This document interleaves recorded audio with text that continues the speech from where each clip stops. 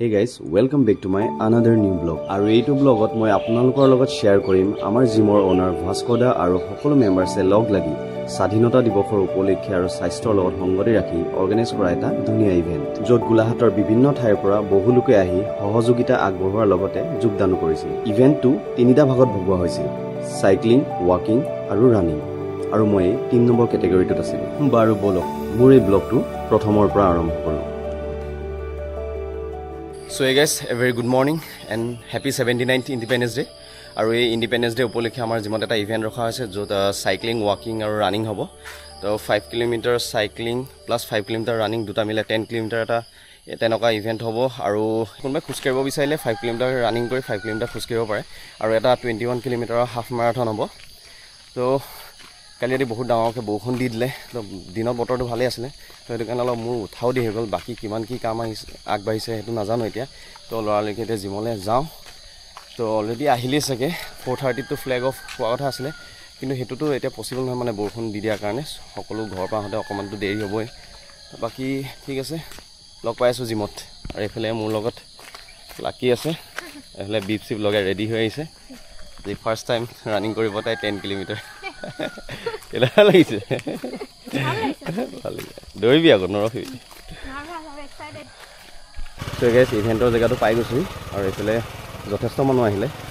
আৰু নিজে মানে ইয়াৰে হৈ পেলাই মই বহুত দেৰিকৈ আহিছোঁ, নিজৰে লাজ লাগিছে। উপায় নাই, আচলতে সাৰ নাপালোঁ আজি।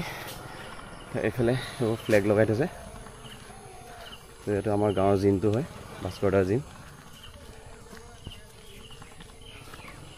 আৰু আজি পাৰ্টিচিপেণ্ট অলমষ্ট 35-33 এনেকুৱা হ'ব।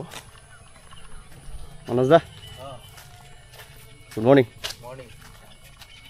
এইফালে আকাশী ভাই আৰু কেইটামান নতুন আলহীও আছে। আৰু ইয়াত আমি ষ্টে ফিট জিম, তো আমি মিলি মানে আমাৰ ঘৰে হয়। আৰু তেনেকৈতো মোৰ জিম বা মই খোলা বুলি কোৱা নাই মই, এইটো আমাৰ জিমৰ সদস্যসকল আছে ইয়াত। আৰু এজন হৈছে আমাৰ জিমৰ জ্যেষ্ঠ সদস্য, মানে জিম প্ৰথম এক্সাৰচাইজ কৰা দিনাখনৰ পৰা আহিছে মানস কলিতা, আৰু আজিলৈকে আহি আছে। আৰু এতিয়া চিনিয়ৰ আহি থকাৰ পিছত তেওঁৱেই আছে।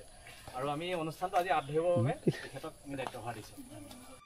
অনুষ্ঠানটো আৰম্ভ হওঁতে প্ৰায় 5 মানেই বাজিছিল। আৰম্ভ হৈছিল আমন্ত্ৰণ কৰা বিশেষ অতিথিসকলৰ চিনাকি পৰ্ব। আৰু এই বিশেষ দিনটোত তেওঁলোকে আমাৰ মাজত আহি বিভিন্ন ধৰণে উৎসাহ দিয়াৰ বাবে তেওঁলোকক এখনি এখনি গামোচাৰে মৰম আৰু সন্মান আগবঢ়োৱা হয়। অতিথিসকলৰ মাজত কোনোবাজন যদি আছিল ভাৰতীয় সেনাৰ প্ৰাক্তন সৈনিক, আনজন আছিল আকৌ বিশিষ্ট দৌৰবিদ।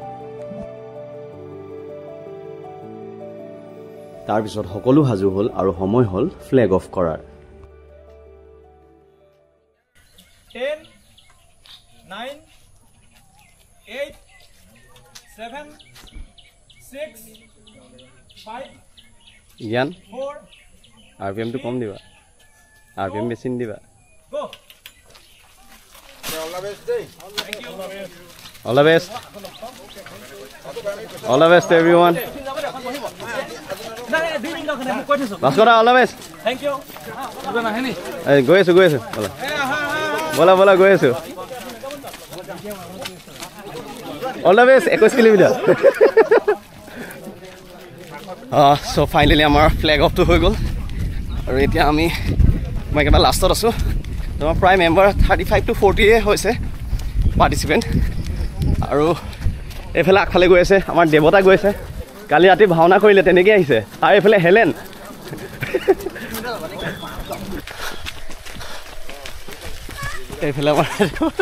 এইফালে হেলেন।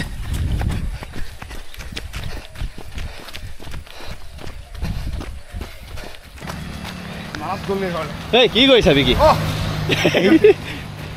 এই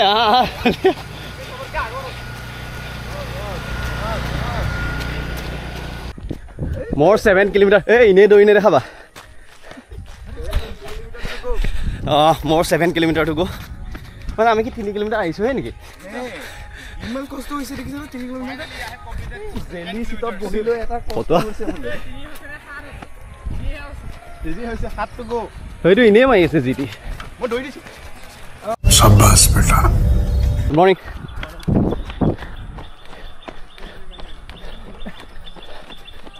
গুড মৰ্ণিং।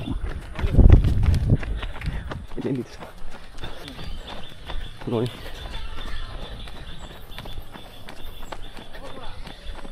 গুড মৰ্ণিং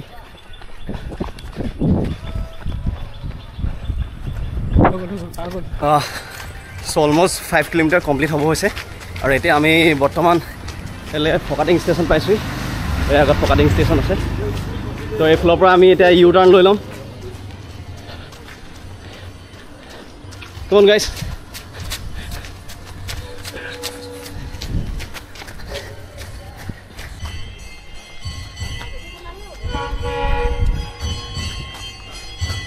তো এইফালে সোমাব লাগিব আমি আৰু এইফালে ষ্টেচন যায় বা এইফালে আমি ৰেল লাইন ক্ৰছ কৰি আমি বালিজান এইফালে মেৰাপানী যাব পাৰিম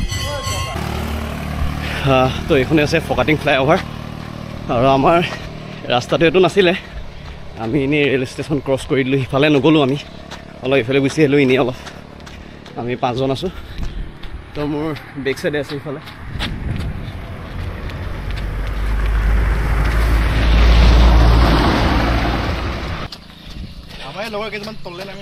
সেইকেইজন কেইজনমান তললৈ গুচি গ'ল মইতো যিমান পাৰোঁ ওপৰলৈ যাবলৈ বিচাৰোঁ ওপৰলৈ মানে একেবাৰে ওপৰ নহয় এনেকৈ কিবা কিবি আপ পালে উন্নতি পথত এইফালে এখন ফকাটিং মহাবিদ্যালয়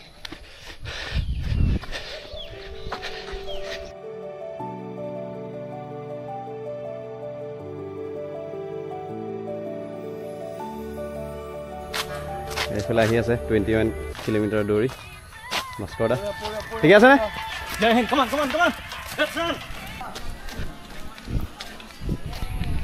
তো অলমষ্ট আমি ফিনিছ লাইনত আছোঁ এতিয়া প্ৰায় 1 কিলোমিটাৰমান আছে তাৰপিছতে আমি আকৌ মানে ৰিটাৰ্ণ হৈছোঁ আমি জিমলৈকে যাব লাগিব ফিনিছ লাইনটো জিমতে আছে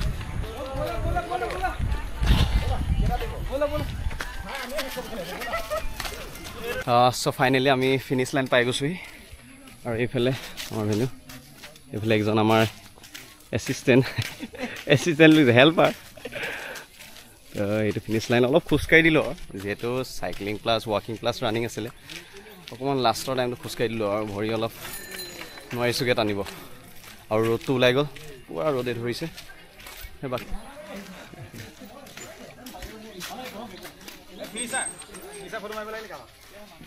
বিকিয়ে এই হেৰিখনত থি আহিলে নি মেজিকখনত अरे कहना क्या चाहते हो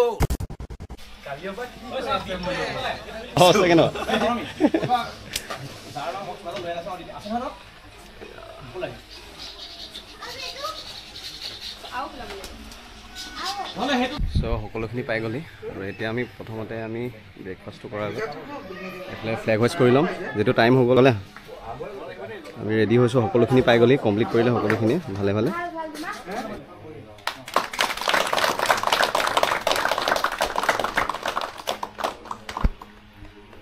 শেষত আটায়ে মিলি ৰাষ্ট্ৰীয় সংগীতটো গালোঁ আৰু স্বাধীন ভাৰতৰ কাৰণে যিসকলে প্ৰাণ আহুতি দিলে বা দেশৰ সুৰক্ষাৰ কাৰণে এতিয়াও যিসকলে সীমাত যুঁজি আছে সকলোলৈকে শতকোটি প্ৰণাম জনাই অনুষ্ঠানটি সমাপ্তি কৰিলোঁ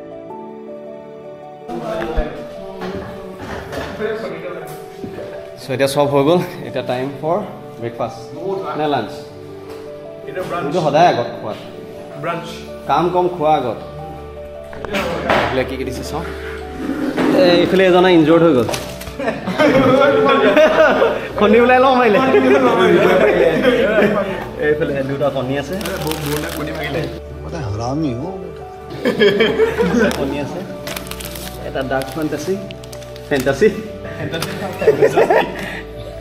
এইফালে খাজুৰ আছে এইফালে চেণ্ডউইচ আছে এতিয়া মজা আছে খাই লওঁ ইমান দূৰ দৌৰিলোঁ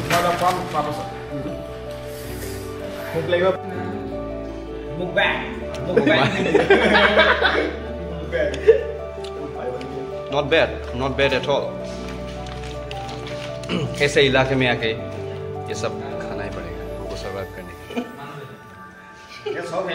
लिए